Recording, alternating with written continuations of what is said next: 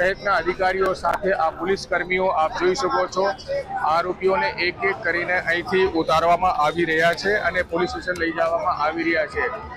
ચુસ્ત પોલીસ બંદોબસ્તની વચ્ચે આ તમામ આરોપીઓને ધીરે ધીરે કરીને પોલીસ અહીંથી લઈ જઈ રહી છે અને કોર્ટમાં પ્રોડ્યુસ કરશે, એમના રિમાન્ડ લેવામાં આવશે અને આ લોકોએ की શું ભૂમિકા રહી છે પોલીસ કોર્ટમાં જણાવશે। આ તમામ જે આરોપીઓ છે એ એક એક કરીને 28 જેટલા આરોપીઓ છે અને 28 જેટલા આરોપીઓમાં આ તમામ આરોપીઓને હાલ અહીંથી લઈ જવામાં આવી રહ્યા છે।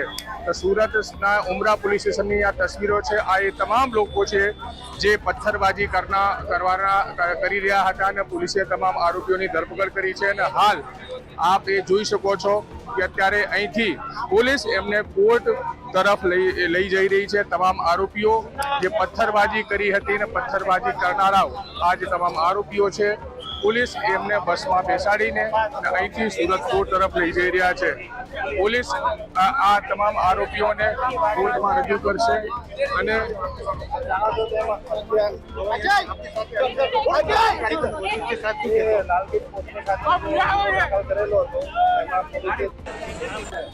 બોમ્બિંગ કરીને ટોટલ 28 ઇસમોની ધરપકડ કરેલી હતી। અત્યારે અમે નામદાર કોર્ટની અંદર કર્યા છે અને 14 સર કેટલા દિવસની રિમાન્ડ માંગણી એમાં આપશે? 14 દિવસના રિમાન્ડની માંગણી છે અને એ કોર્ટની અંદર બિલકુલ। તો સુરતના પોલીસ ડીસીપી પરમાર જે મીડિયા સાથે વાત કરી રહ્યા હતા અને મીડિયા સાથે વાત કરતા જણાવ્યું છે કે પોલીસ આરોપીઓને 14 દિવસના રિમાન્ડ મેળવશે, 14 દિવસના રિમાન્ડની માંગણી કરશે। આ તમામ આરોપીઓ આ બીજા આરોપીઓ છે, આ જ કેસના બીજા આરોપીઓ છે, તમામ આરોપીઓને હાલ ઉમરા પોલીસ સ્ટેશન ખાતેથી સુરત ડિસ્ટ્રિક્ટ કોર્ટ તરફ લઈ જઈ રહ્યા છે। એક એક આરોપીની સાથે એક પોલીસ કર્મીની મોજૂદગી બતાવવામાં આવી છે। તો કડી સુરક્ષાની વચ્ચે આ તમામ આરોપીઓને અહીંથી લઈ જવામાં બીજી બસમાં બેસાડવામાં આવી રહ્યા છે। હાલ અત્યારે તસવીરોમાં આપ જોઈ શકો છો આ તસવીરો ઉમરા પોલીસ સ્ટેશનની છે અને ઉમરા પોલીસ સ્ટેશન ખાતેથી આ જે પથ્થરબાજ છે, જે સુરતમાં પથ્થરબાજી જેમણે કરી હતી એ તમામ આરોપીઓને અહીંથી બે બસમાં બેસાડીને સુરત ડિસ્ટ્રિક્ટ કોર્ટ તરફ લઈ જઈ રહ્યા છે। તસવીરોમાં આપ જોઈ શકો છો બંને બસમાં તમામ જે 28 જેટલા આરોપીઓ છે એ આરોપીઓને આમાં બેસાડવામાં આવ્યા છે અને કડી સુરક્ષાની વચ્ચે સુરતની કોર્ટમાં રજૂ કરવા જઈ રહી છે। પોલીસની ટીમ ડીસીપી, એસીપી અને બીજા તમામ ચુસ્ત પોલીસ બંદોબસ્ત વચ્ચે આ આરોપીઓને કોર્ટમાં રજૂ કરવા જઈ રહી છે।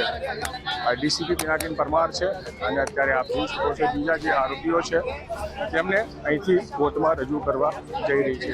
આ તસવીરો આરોપીઓની છે, એ જ તમામ આરોપીઓ છે કે જેઓ દ્વારા કોર્ટમાં રજૂ કરવામાં આવી રહ્યા છે અને જેમને લાલગેટ પોલીસ વિસ્તારમાં પથ્થરબાજી કરવામાં આવી હતી। તો આ તસવીરો આપ જોઈ શકો છો કે તમામ આરોપીઓ લાલગેટ પોલીસ સ્ટેશનના છે। દરેક આરોપી એક આરોપી સાથે એક પોલીસ કર્મીને તૈનાત કરવામાં આવ્યા છે અને હાલ આપ જોઈ શકો છો તમામ આરોપીઓને વોકિંગ કરતે કરતે રોડ પર બસમાં લઈને આવ્યા હતા અને હવે સુરત કોર્ટમાં રજૂ કરવા જઈ રહી છે।